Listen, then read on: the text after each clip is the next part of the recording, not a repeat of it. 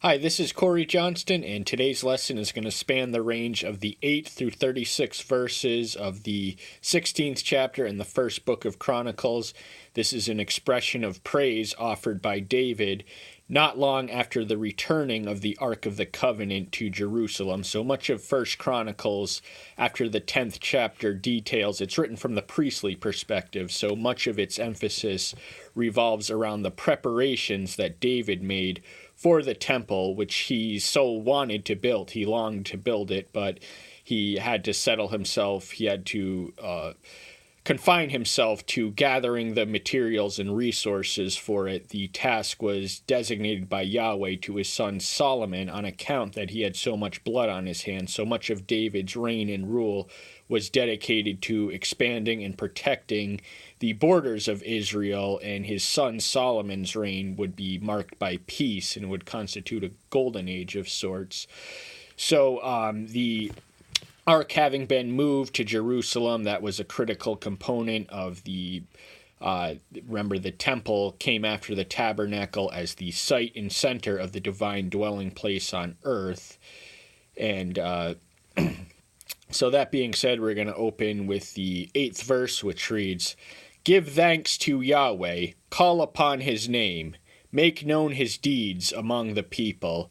These are self-evident attitudes and expressions of gratitude are befitting and owed to Yahweh, who is worthy of all our gratitude. Everything that we have, everything that we are, everything that we can be, everything that we can have, we entirely owe to him. And to make his known deeds amongst the peoples, that could have been more extensive than Israel alone. Israel had an evangelical mandate to witness of Yahweh and to bring his name to the Gentiles, and we witness this in Solomon, who did so with the Queen of Sheba, after which point, after his reign, the political splintering very much divided them, and they were divided by their own turmoil and their own struggle to uphold and maintain the covenant, which distracted them from their duty. But I also should have mentioned that here, the 8th through the 22nd verses parallels or mirrors, not exactly verbatim, the 105th Psalm, the 1st through 15th verses. David was the author of 73 of the Psalms. And the 22nd through 33rd verse, is the 96th Psalm. In the 33rd through 34th are Psalms 106, 147, and 48. Now, the compilation of the book of Chronicles would have came later than the Psalms, but the writer of this account made contextual adjustments. Remember, they're not verbatim recitations, but they were fitting and appropriate for the occasion, and we have every reason to believe that David did in fact offer this expression of praise, this song of praise, as recorded, even though the possibility is that the writer of this account, generally believed to be Ezra, but he doesn't leave any identifying marks of who he is, could have had the stockpile of the Psalms and manipulated it for the occasion, but our faith in the inerrancy and accuracy of scriptures does not allow us to endorse that possibility. Sing to him, sing praise to him, speak of all his wonders. Now, you can spend a whole lifetime speaking of his wonders, and there won't be enough wonders to speak of. His magnificence literally exhausts the possibility of all the expressions we can give in a single lifetime. But while we are en route to the eternity, when we'll have all of time to praise him, we should praise him in as much as we can while we are on this journey called life. Boast in his sacred name. Let the hearts of those seeking Yahweh rejoice.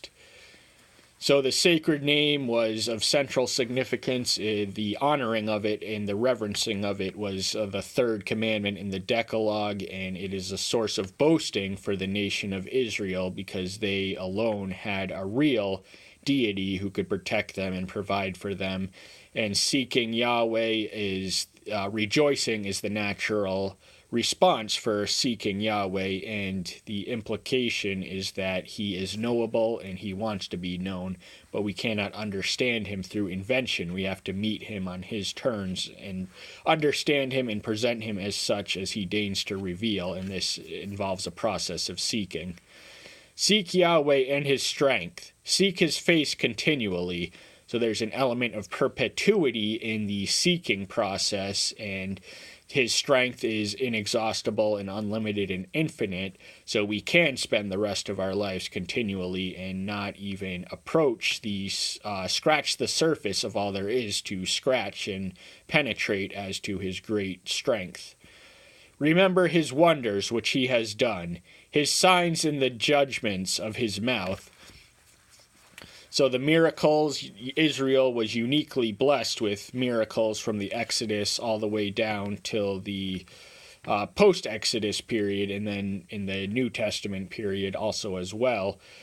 So that this was given, the reason they were recorded was to stimulate the faith of those who had not witnessed the miracles. So in the book of Judges, we read there was a lapse of some 200 years since since the crossing of the Jordan Sea until Gideon, described in the 6th chapter of that book, requested a miracle and then went on to, as a confirmation from the angel of Yahweh, and then went on to defeat the Midianites with an army of 300 people. So there wasn't a constant flow of miracles, but there were certainly enough to keep the flame burning and alive from one generation to the next.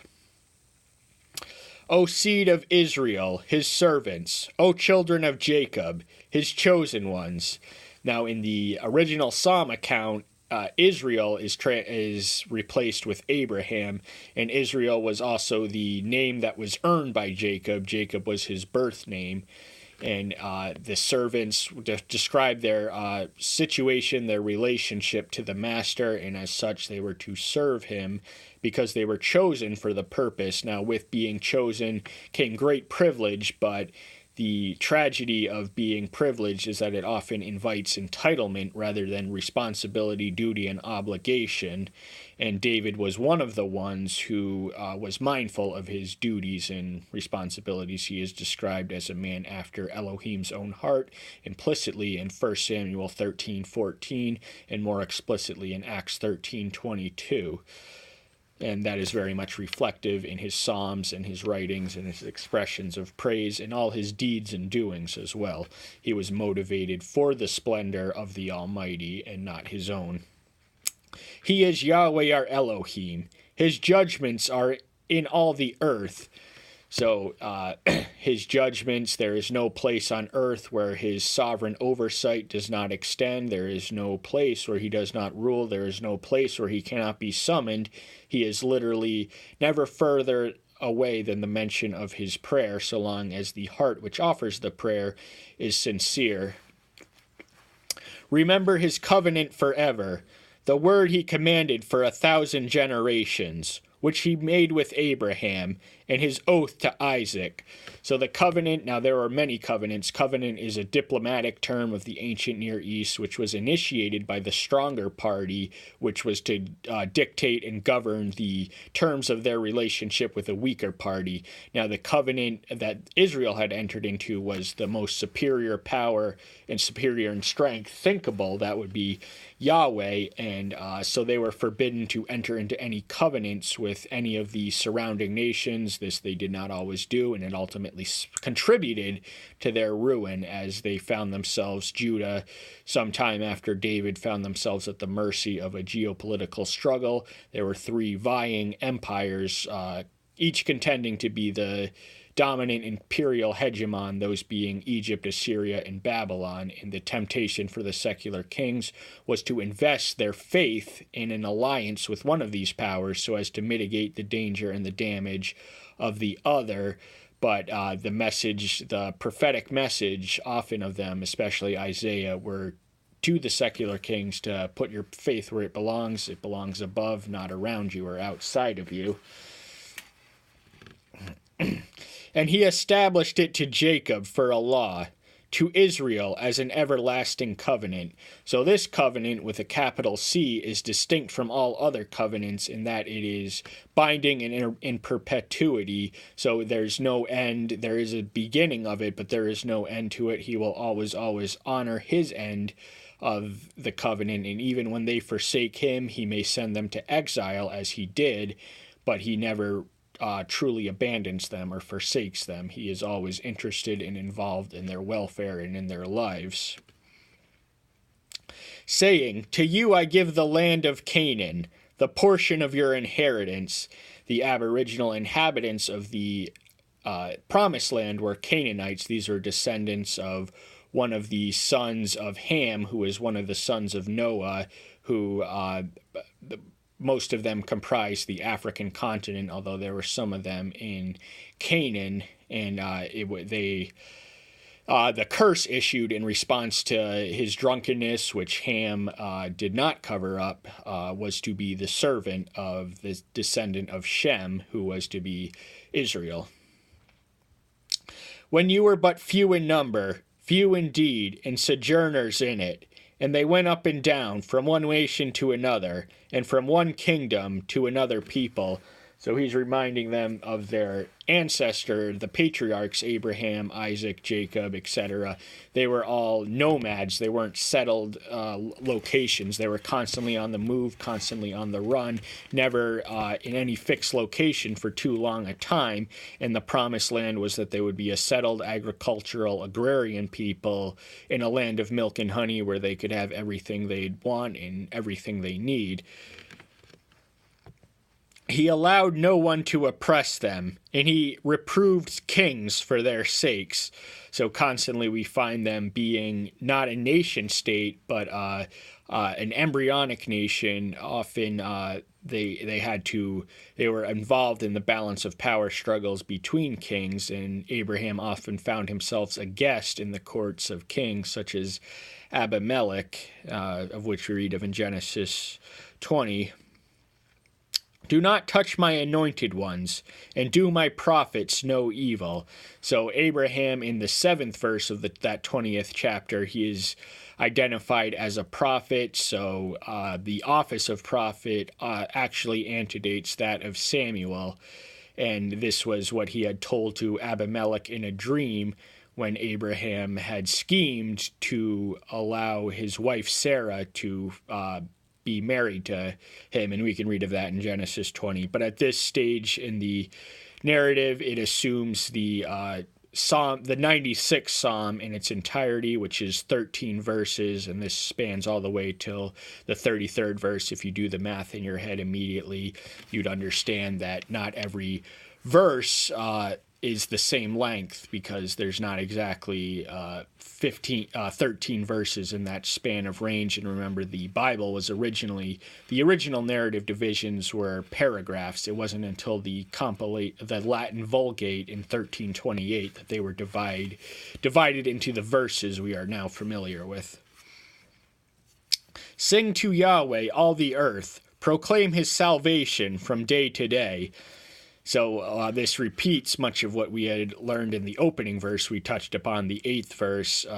You have to make him known. You have to declare his name and witness to it to all the peoples, and salvation in day to day that it indicates or entails an aspect of continuity or perpetuity, which reminds us of the 11th verse, seek his face continually. So while we seek his face, the natural response of being in his presence is to praise that presence and make it known to others. Declare his esteem among the nations, his wonders among all people. So this once more brings us back to Israel's Israel's evangelical charter, according to which they were to keep themselves separate from the nations and their sins, but also introduce them to the true living and loving Elohim. For great is Yahweh, and greatly to be praised. He is to be revered above all mighty ones. So because he is great, he is greatly to be praised. That is a self-evident corollary of his greatness. His greatness has to be extolled and exalted and exclaimed. And there's no mighty one, alternately translated as idols in most translations, or gods with a lowercase g, who can compare to him, one, their non-existence. And even if they did exist and have all the powers they were ascribed to them, these powers were limited to a single geographical territory or a natural element, whereas Yahweh is the creator, controller, and of the cosmos and everything in it. For all the mighty ones of the peoples are matters of naught, but Yahweh made the heavens. So Yahweh is unique as a creative deity. There is really no parallel quite. Now each civilization had their own creation account, but Yahweh was the exclusive creator. He shares his splendor with no others because he created the heavens and the earth. Excellency and splendor are before him. Strength and gladness are in his place. Now this is in Psalm 96:6, I believe, sanctuary, and I believe the word beauty is where gladness compares. But once more, these contextual adjustments were made for the occasion, so these aren't verbatim translations, but even so, the concept communicated is parallel. He is surrounded by and exudes excellency and splendor, and wherever he is, so too is strength and gladness. This reminds us of the verse where it says, rejoice when you find him or seek him.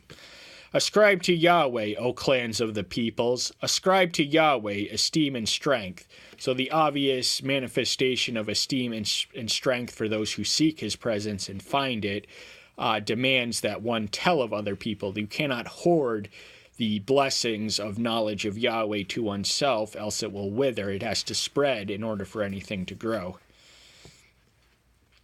Ascribe to Yahweh the esteem of his name. Bring an offering and come before him. Bow yourself to Yahweh in the splendor of sanctity.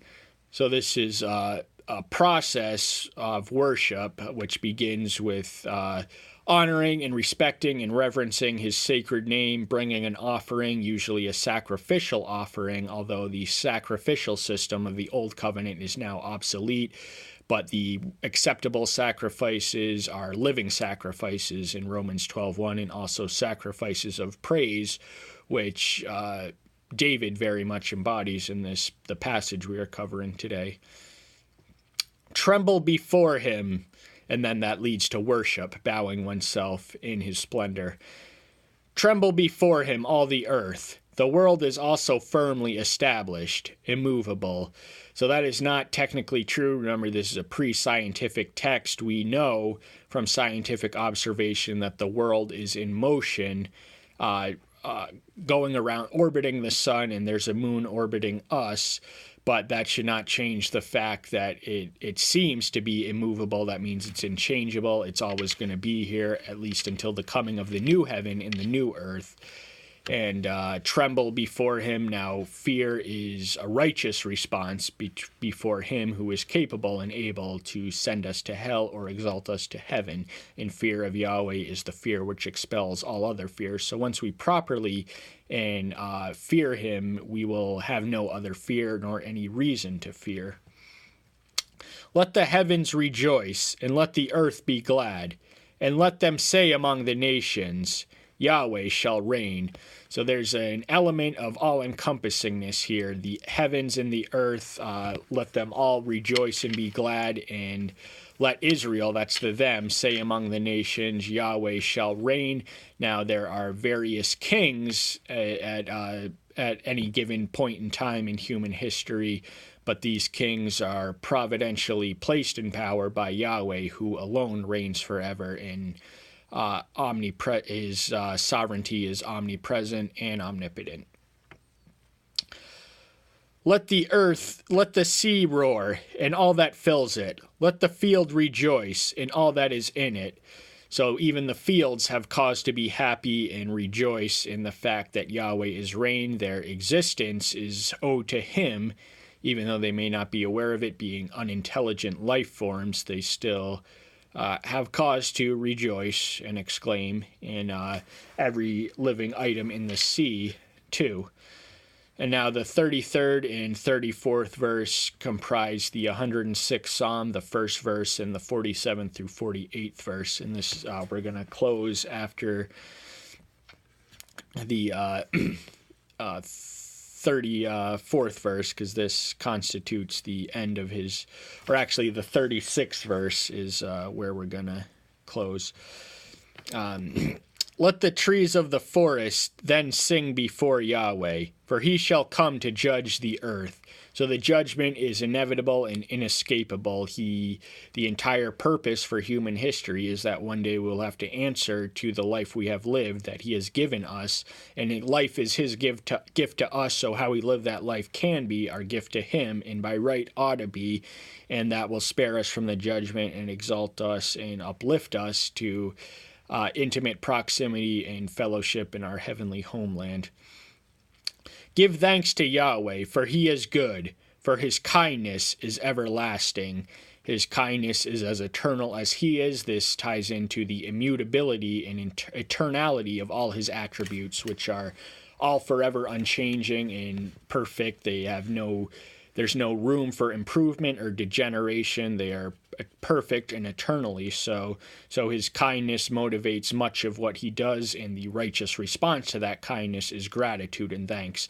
So 35 through 36 actually comprise 106, Psalm 106, 147, 48. I misspoke prematurely earlier.